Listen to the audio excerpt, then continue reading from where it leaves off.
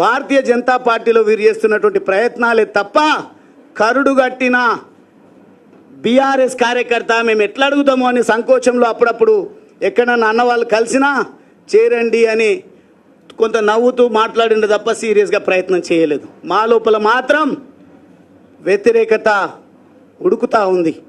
అక్కడ ప్రత్యక్షంగా ఉండి చూస్తూ ఉన్నాం బీఆర్ఎస్ పార్టీలో.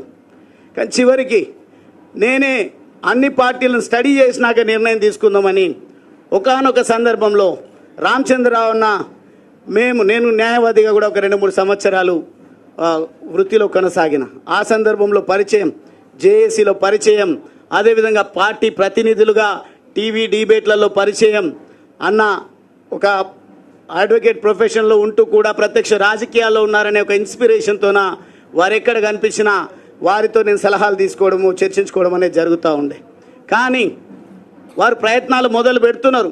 ఎక్కడికక్కడ ఎవరు పడితే వాళ్ళని తీసుకోవాల్సిన అవసరం లేదు.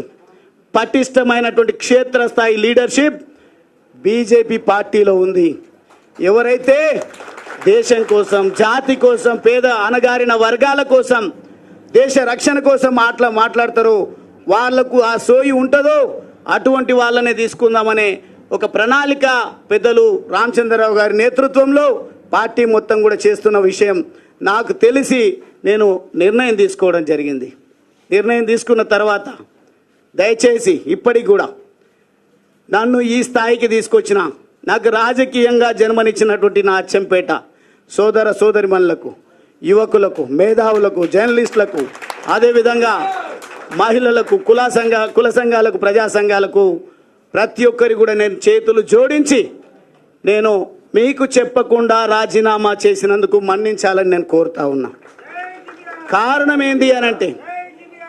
ఏంది అంటే చాలా ఫోకస్డ్గా ఉంటుంది బీఆర్ఎస్ పార్టీ ఎప్పుడు కూడా ఎన్నికల పాయింట్ ఆఫ్ వ్యూలో. ఎన్నికల కోసం, పార్టీ పరిరక్షణ కోసం, వారి వ్యక్తిగత పరిరక్షణ కోసం సిద్ధంగా ఉంటుంది.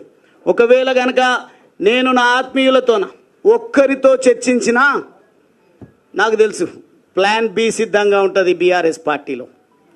ఏ రకంగా క్యారెక్టర్ అసాసినేట్ చేయాలి, ఏ రకంగా పార్టీ నుంచి పొగబెట్టి పంపించాలి, ఏ రకంగా ఒక మచ్చ వేసి ముద్ర వేసి పంపించాలని ఒక కుట్ర జరుగుతుందని మాత్రమే నేను మీకు చెప్పకుండా రావడం జరిగింది, రాజీనామా చేయడం జరిగింది.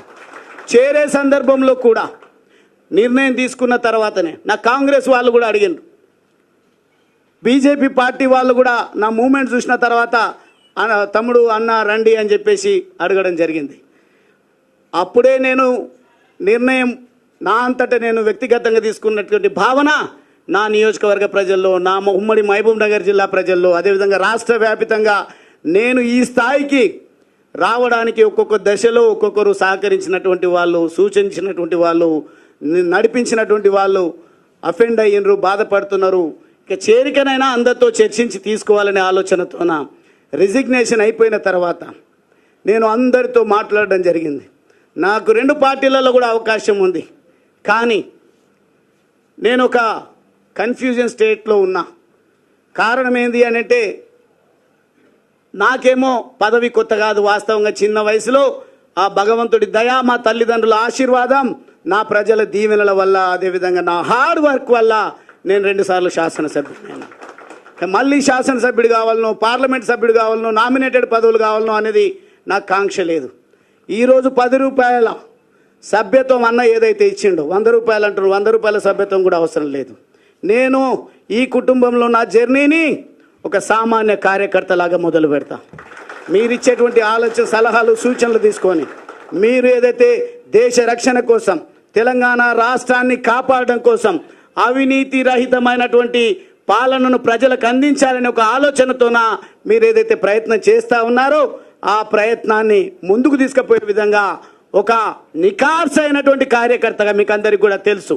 20 సంవత్సరాలు, దాదాపుగా 2 దశాబ్దాల పాటుగా నేను బీఆర్ఎస్ పార్టీలో పనిచేసిన, ప్రభుత్వ విప్గా కూడా పనిచేసిన, చాలా ఇంపార్టెంట్ టాస్క్స్ ఏవి ఇచ్చినా కానీ ఒక నిబద్ధత కలిగినటువంటి కార్యకర్తగా నేను అక్కడ పనిచేసి మెప్పు పొందడం జరిగింది. అందుకే మొన్న అచ్చంపేటకు వచ్చి పెద్ద నాయకులు రావాలనుకున్నారంట. వెళ్ళినట్టయితే ఇడు సామాన్యుడు కాడు, మంచిగా ఉన్నంత వరకు మంచిగా ఉంటాడు. మేమన్నా అనరానిది అంటే ఖచ్చితంగా మమ్మల్ని వేటాడుతాడు వెంటాడుతాడు అనే భయంతోన పెద్ద లీడర్లమని ఎవరైతే ఉన్నారో వాళ్ళు రాకుండా మా జిల్లాలో ఒక ఆయన పెద్ద నాయకుడు ఉన్నాడు 2004